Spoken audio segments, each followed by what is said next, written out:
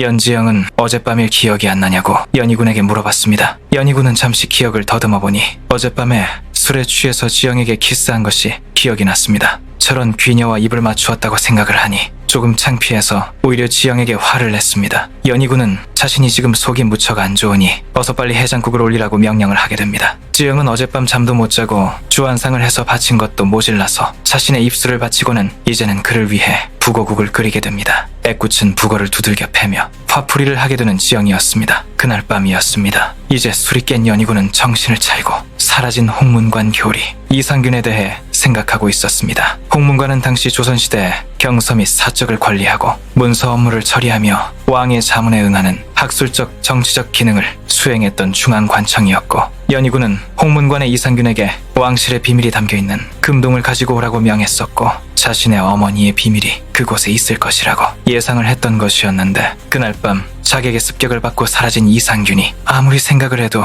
이해가 안 되던 중이었습니다. 왜냐하면 이상균은 문관이었지만 그의 무예는 자신을 지키는 우리미장 신수역과 자웅을 벌일 만큼 출중한 무예를 가지고 있었기에 그렇게 쉽게 자객에게 당할 사람이 아니라고 생각했기 때문이었죠. 다음 날이었습니다. 연지영은 조선시대의 정육점이 궁금해서 궁을 나와 길금이와 함께 우시장을 걷고 있었습니다. 물론 연희군을 위한 요리를 하기 위한 재료를 준비하기 위함도 있었습니다. 조선의 우시장을 방문하게 된 연지영의 눈은 커다랗게 변했습니다. 연지영의 시선이 간 그곳에는 내장과 피를 모두 빼낸 소의 사체 위로 칼춤을 추는 백정의 주변에 많은 사람들이 구경을 하고 있었습니다. 그런데 연지영을 더 놀라게 했던 것은 백정의 기막힌 솜씨 때문은 아니었습니다. 왜냐하면 백정은 아름다운 여성이었기 때문이었습니다. 여자 백정의 신기한 모습에 점점 더 많은 구경꾼들이 몰려오기 시작했습니다. 그런데 잠시 후 여성 백정에게 무허가 도축을 여기서 하면 안 된다면서 현방 사람들이 다가왔습니다. 그를 모르는 백정이니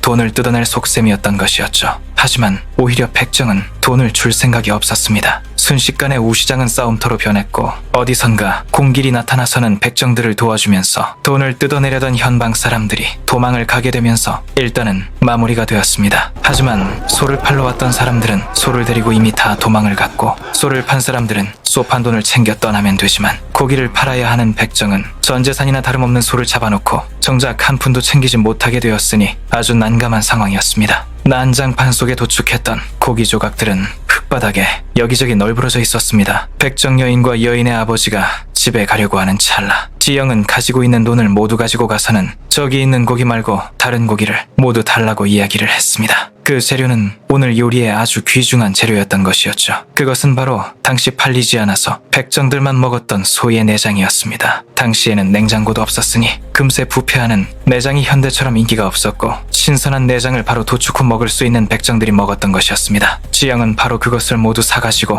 궁으로 오게 됩니다. 그리고 그날 바로 연희군에게 방금 가지고 온 재료를 사용해서 수라상을 바치게 됩니다. 사실 지영은 연산군이 평소 짐승의 태우리를 즐겨 먹는다는 것을 기억했고 그래서 그 재료를 구해왔던 것이었습니다. 분명히 연희군이 좋아할 것이라고 생각을 했지만 연희군은 표정이 그렇지 않았습니다. 인상을 찌푸리던 연희군은 곧바로 자신을 능멸하려는 거냐는 대답을 하게 됩니다. 싸늘한 주상의 반응에 지영은 살짝 당황스럽기도 했습니다. 자신이 알고 있던 정보가 잘못되었던 건지 아니면 그 요리를 접하기 전인 것인지 판단하기 힘들었죠. 어쨌든 위기는 빨리 넘겨야 했습니다. 연지영은 이 요리는 결코 천한 음식이 아니며 오히려 귀한 음식이라고 설명을 하기 시작했습니다. 짐승을 도축하는 백정들은 누구보다 육고기를 잘하는 자들이고 그런 그들이 가장 먼저 챙겨가는 부위가 바로 내장이라고 말이죠. 예로부터 백성들은 먹을 것을 하늘로 여긴다고 했고 그들이 무엇을 먹는지 알아야 그들을 다스릴 수 있다 말하는 연지영이었습니다. 망울록에도 인용되어 있던 그 말을 지영은 지금 이 순간 말을 하게 된 것이었습니다. 사실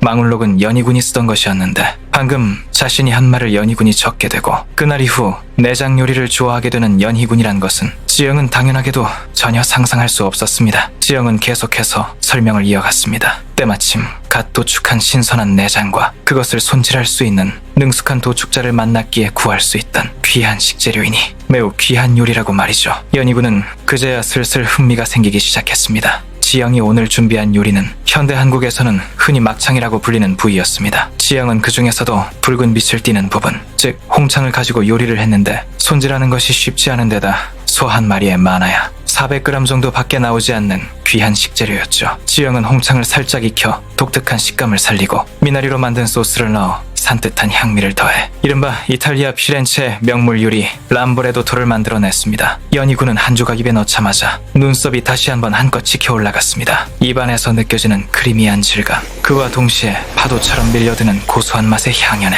연희군은 한동안 말을 잇지 못했습니다. 쫄깃하면서도 기름진 이 절묘한 맛. 연희군은 먹으면서 생각했습니다. 이 맛있는 것을 백정놈들만 그동안 먹고 있었다면서 고얀 것들이라고 말이죠.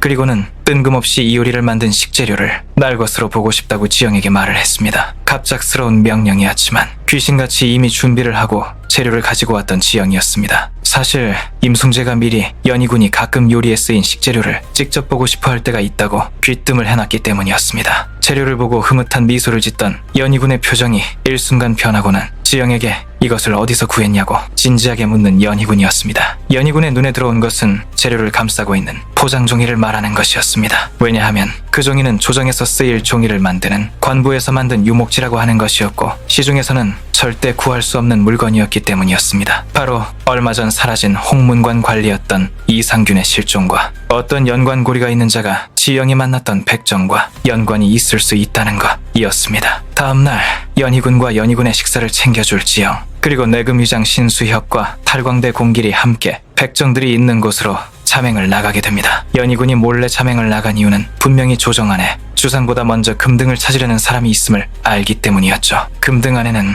연희군의 어머니가 죽을 때 피를 토했던 손수건이 들어있었습니다. 연희군이 자신의 어머니가 죽은 이유를 알지 못하게 선대왕은 100년간 비밀로 하라고 명을 한 상태였죠. 곧바로 백정촌을 찾아간 네 사람은 그날 보았던 백정을 찾아냈습니다. 연희군은 다그쳐 물었습니다. 이 종이를 어디서 얻게 된 것인지 냉큼 고하라고 말이죠. 그 말을 듣자마자 여인 백정의 아버지는 허리춤에 숨겨둔 품칼을 휘둘렀지만 내금위장 신수혁의 칼은 아주 빨랐습니다. 종이의 출처를 묻는 것만으로도 이렇게 민감하게 반응한다면 결론은 하나뿐이었죠. 신수혁은 이 백정들이 자신의 친구였던 홍문관교리 이상균을 살해하고 그 물품을 노략질한 강도라고 생각을 한 것입니다. 그 노인을 향해 환도를 내리치는 순간 또 다른 날카로운 칼날이 그의 칼을 막아섰습니다. 그 칼날의 주인공은 바로 조정의 비밀이 담긴 금등과 함께 사라져버린 남자 이상균이었습니다. 사실은 그날 밤 금동을 빼앗긴 이상균은 죽어가고 있었는데 그를 살려준 것이 백정여인이었고 이상균은 백정여인과 사랑에 빠지게 되어서 이대로 죽은 채 지내기로 했다는 것이었습니다. 연희군은 그 말을 듣고는 한참을 웃었습니다. 분노와 배신감이 깔린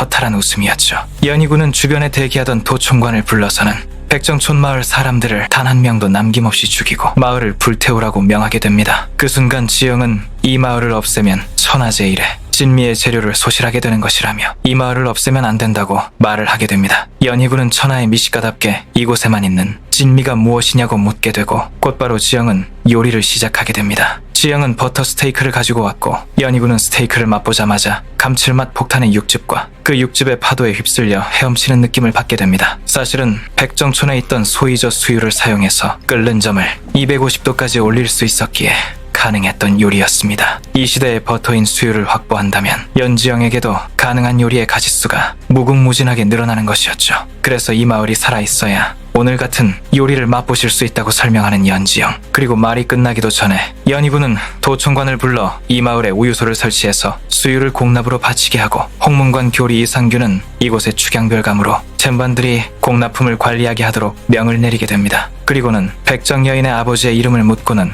유제품을 만드는 종구품 유제장을 임명하고는 궁으로 환궁하게 됩니다. 연희군이 궁에 입궁하자 명나라에서 사신이 찾아왔습니다. 당시 명나라에서 오는 사신은 외교를 빌미로 뇌물을 챙겨서 돌아가는 것이 일상이었습니다. 그런데 이번에 온 사신은 아주 괴상한 짓을 하는 사신이었는데 연회석에서 여흥을 빌미로 유리경연을 벌이는데 이번은 실력 있는 3명의 숙수를 데리고 왔다는 것이었습니다. 평안도부터 한양에 오는 동안 사신단이 거쳐간 곳은 모두 눈뜨고 개망신을 당했다는 것이었죠. 하지만 연희군에게는 이제 대령 숙수 연지영이 있기에 이번에야말로 그놈의 콧대를 꺾어주겠다고 다짐을 하고 있었습니다. 연지영 역시 아주 비장한 표정으로 명나라의 사신과의 요리 경연을 준비하게 됩니다. 과연 명나라 사신을 어떤 요리로 혼쭐을 내주게 될까요?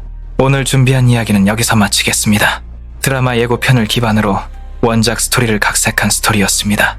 다음 편엔 명나라 사신과 연지영의 요리 대결 이야기를 제작하려고 합니다.